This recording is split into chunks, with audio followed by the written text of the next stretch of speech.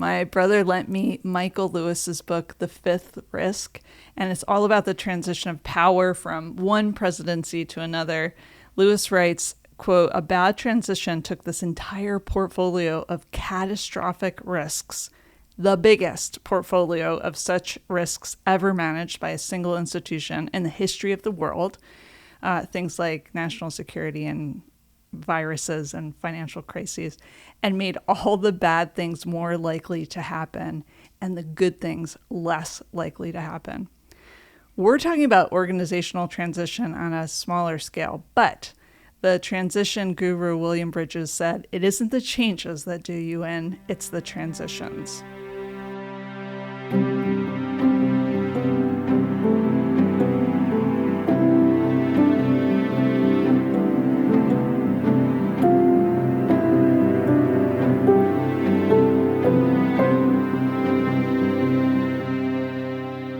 Welcome to the Behaviorist with Work Wisdom, where we help you adopt high-performing mindsets, behaviors, communication, and culture. I'm your host, Sarah Colantonio. Our intention for the Behaviorist podcast is to share accessible, concrete practices that you can weave into your whole life to begin a shift toward joy and meaningful achievement.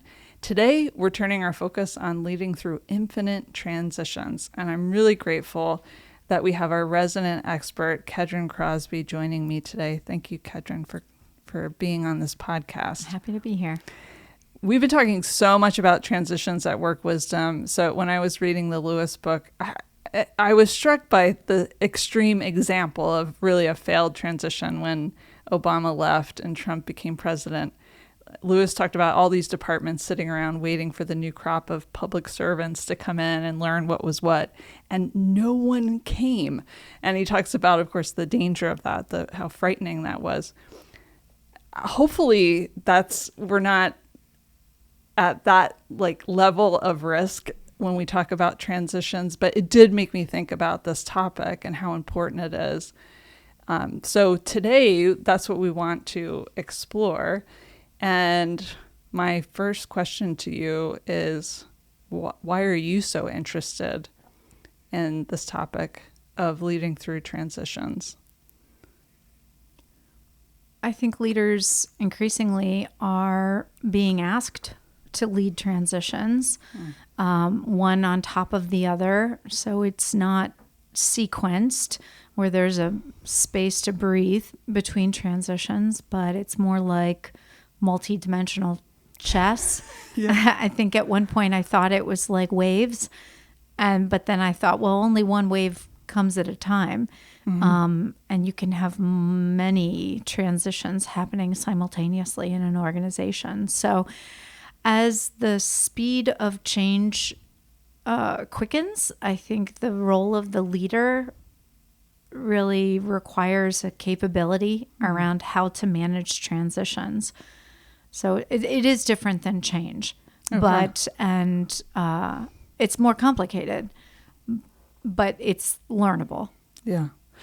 Well, so that's what I was going to ask. Is it infinite because of its multidimensional? It's just never ending. Yeah. Infinite, meaning there's not going to be a time where we all get to kick our feet up and say, okay, well, now we're just going to stay this way forever. Yeah.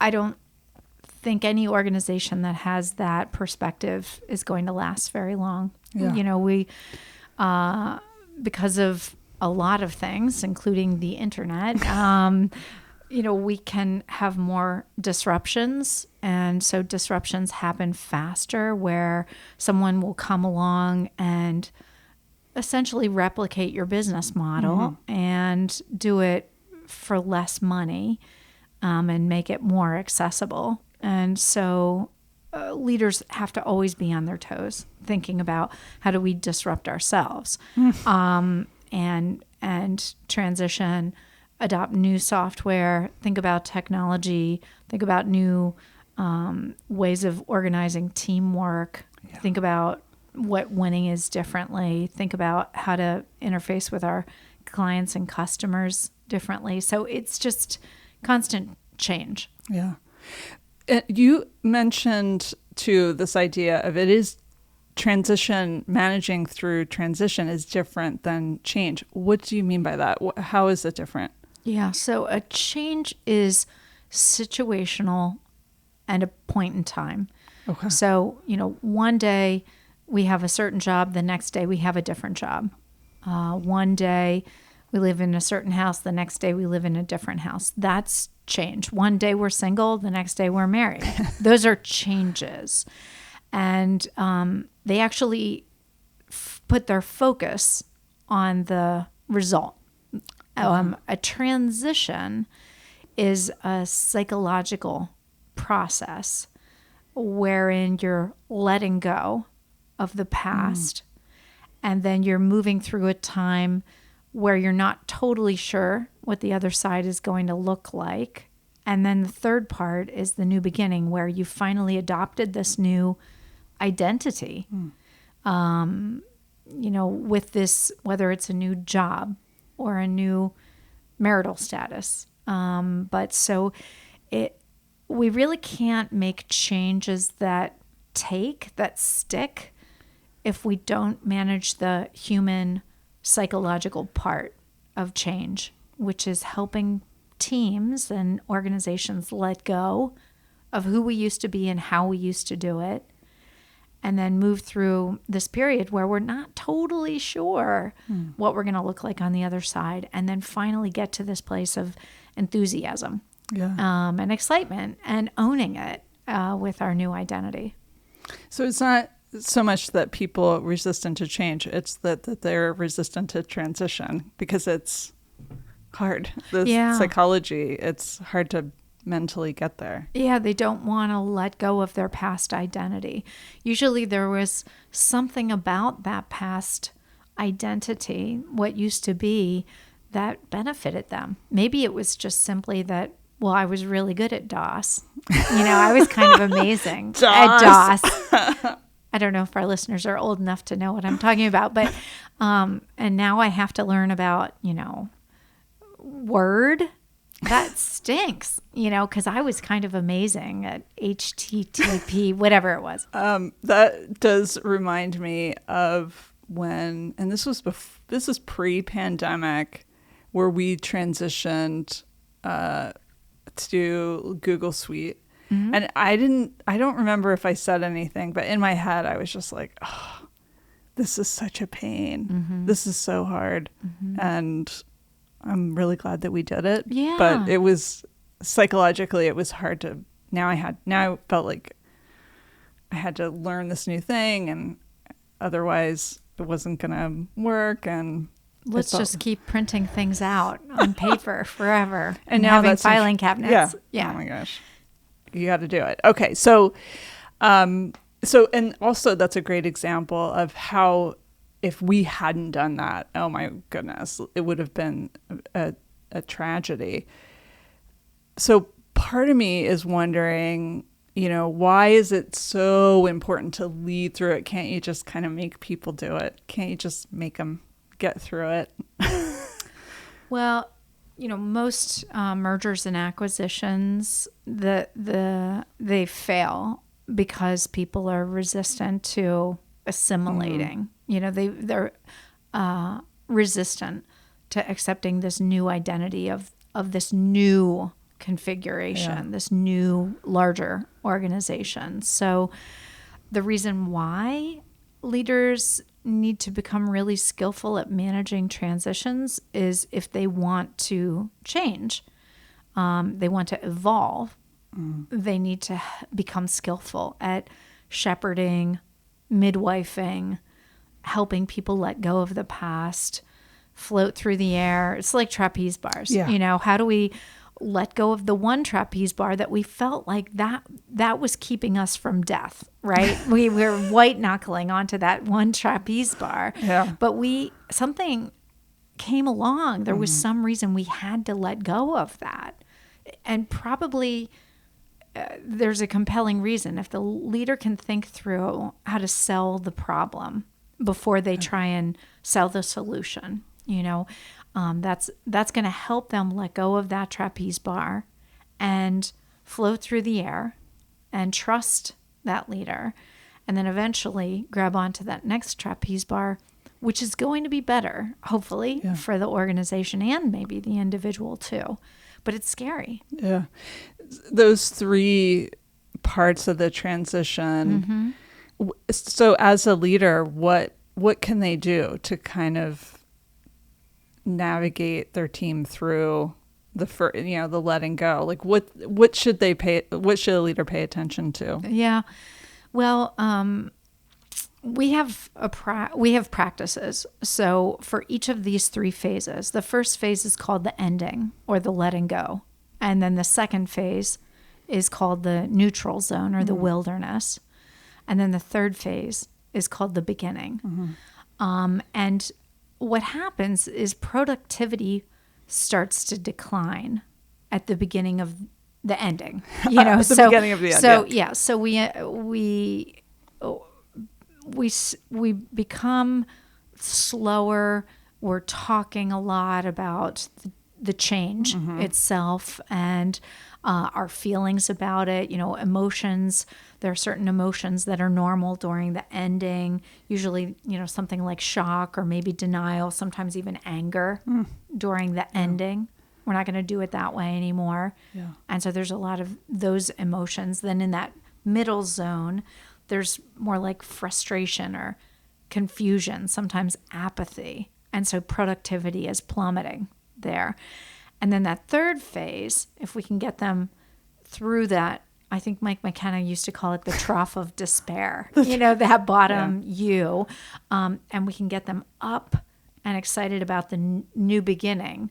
That's where they're starting to feel energy and excitement and enthusiasm and team spirit for that new beginning. So there are things that you can do in each of those 3 zones. We've got maybe 10 or 12 tactics that leaders can take during each of those 3 phases.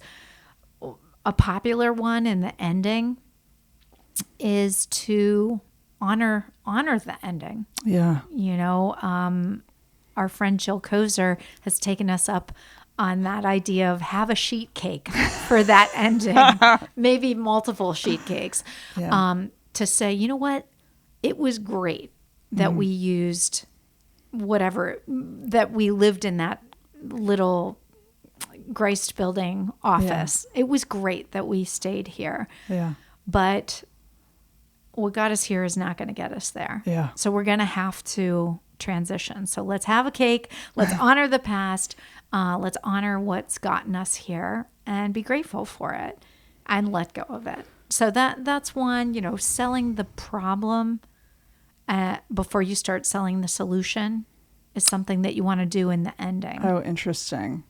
Yeah. So leaders very often jump to, hey, we gotta move. It's going to be great to move over to Urban Place where we have 5,000 square feet, before saying, why we have to leave our tiny little space in the Grist building, whatever it was, all the things, all the reasons why we needed to let go of the past. So Parking. That's really, I was going to say that, but I don't want anyone who lives in the Grist building to feel bad about that. So. Okay. So something that you have created though recently that maybe comes during the ending is a change readiness assessment. Actually, it's different than a change readiness assessment. It's a transition readiness assessment. So there are all kinds of certifications that you can get in change readiness, and that is more like a project management way of managing change. Prosky and there's other groups that have help leaders manage change, and it's like project management, whereas transition readiness is to assess how likely it is that if we move through a transition that the team will be open to it, that they are going to trust leadership to take them to that unknown place. So yes, we have a work wisdom constructive assessment that's about transition readiness. So you can use it with a team to try and gauge what do we need to do so that we're more likely to make it through this transition successfully. And it can point to maybe how do we need to build trust, or in what ways do we need to build trust, or do we need to behave in a way that's more congruent so that the team feels like we're more likely to follow through on our promises? Yeah. Because I would imagine it would be wonderful to know too during a transition if there was a good number of people, like the majority of the team was pretty positive about it. Yeah. That would make such a difference. And maybe it wouldn't be everybody, because statistically that would probably be hard to get. But at least if you knew the majority of the team was like, yeah, we're ready for this. Well, I think that's also part of maybe a different discussion, which is how do you shape a culture that's open to perpetual transition? Yeah. So using the competing values framework, we think of adhocracies, and they are highly flexible and they are very market driven. So they are, you would have a high likelihood that the majority of the people taking that transition readiness assessment would be here for it. Yeah. All in, let's go, because we want to keep moving, keep creating, keep running things up the flagpole and throwing stuff at walls. Yeah. So what are some other things that we should know as leaders to lead through transition that you found has been helpful to kind of get through the hardship of the letting go, and then that the messy middle part, that the trough of despair, as Mike calls it? Yeah, I think some of it is just really understanding that uncertainty is very stressful for people. And so the way we've evolved is that we have this certainty bias, that we are biased towards certainty. And so we have, we fight, we flight, when there's uncertainty. So knowing what's normal and really equipping people to manage their stress as much as possible. So recognizing that we have selfish brain, that when we are going through uncertainty or we have chronic uncertainty, our brain works so hard to minimize that uncertainty by telling stories and trying to make lists. And so it leaches energy from the rest of our bodies. Oh my gosh. I know. And it's a thing, and it's called selfish brain. And so all kinds of problems happen as a result of it. So if we're going to be leading highly flexible teams that are open to transition, making sure that they have comfort with how do they manage their own stress. Yeah. So what are the mindfulness practices that they have? How are they maybe microdosing, building a tolerance for transition and uncertainty, and lots of other practices, the inner circle, outer circle. What can we change here? Or what can we control here? And that goes in the inner circle. And what's in the outer circle, that which we can't control. And then we let that go. And we put our energy on that which we can control. So also things just like sleep and nutrition and, so managing stress, I think, is really important. Adopting some mindsets that will help people move through transition. Yeah. So I love all of Nathan Furr's work around the uncertainty doesn't have to be our undoing. Yeah. And so leaders who use certain frames for periods of transition have much greater success. So he talks a lot about the learning frame. How can we take this transition and say, what does it have to teach us? How is this our teacher? This crisis or this uncertainty that came up, the game frame. How do we take our strengths and deploy them so we win? The gratitude frame, the randomness frame, which is not my favorite, but that's because of who I am, and the hero frame. So how as leaders do we take these frames and use them with our teams so they have more success. And then there's some other work by Heidi Grant that I think is really important, some neuroscience around when we lead through periods of uncertainty. What are the 3 things we can do that can help our teams stay open to the uncertainty, keep moving, stay motivated, things like realistic optimism and lifting up to higher levels of construal where we are talking not about what's on the to-do list and the spreadsheet, but why is this meaningful? Yeah. Why is this important? And candor. So those are a couple of other tools I would encourage leaders to put in their toolbox if they're going to be skillful at managing infinite transitions.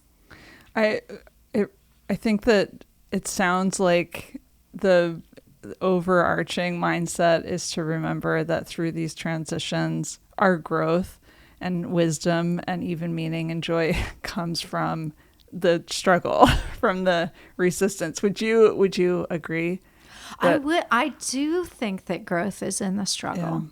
I do think growth is in the struggle. So it worries me a little bit when people come to me and say, how can we, hot wire this? Yeah. How can we numb out so that we don't have as much pain? And I'm like, gosh, I actually think that the growing happens in the hard times together, especially. We do know that from transition management. Intra-group cohesion grows in those foxholes during those hard times. So I mean, nobody likes pain, but let's not numb out. Let's be mindful of it and stay present to it and move through it and think about how is this helping us? Yeah. There's some, to me, comfort in knowing, okay, this is normal. It's normal to have a hard time letting go of this identity. It's normal to be in the wilderness and not know what's going on and for productivity to drop.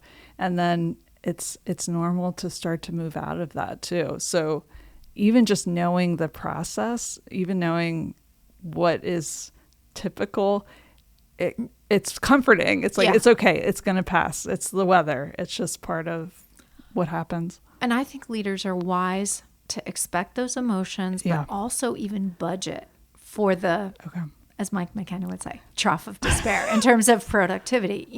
Knowing time-wise, maybe even money-wise, that we're going to have a little bit of a blip in our productivity while people are wrestling these new ideas to the ground. We're going through that forming. We're getting through the storming. We're getting to the norming. We're getting our SOPs down, how we communicate, all of that. So it takes a minute. Yeah. But we're wise to plan for it. Yeah. Okay. Thank you for talking through that. I'm really grateful to you for being part of this movement of helping others in the workplace enhance their individual and collective team performance. Thank you, listeners, for downloading The Behaviorist. We hope you'll subscribe. Please reach out to us through our website, workwisdomllc.com, where you can enjoy Work Wisdom press and productions, ask questions, and give suggestions of topics you'd like us to explore in future episodes. As is our custom, we'll leave you with a quote. This is from John Allen Paulos. He's a Temple University mathematics professor. He says, "Uncertainty is the only certainty there is, and knowing how to live with insecurity is the only security."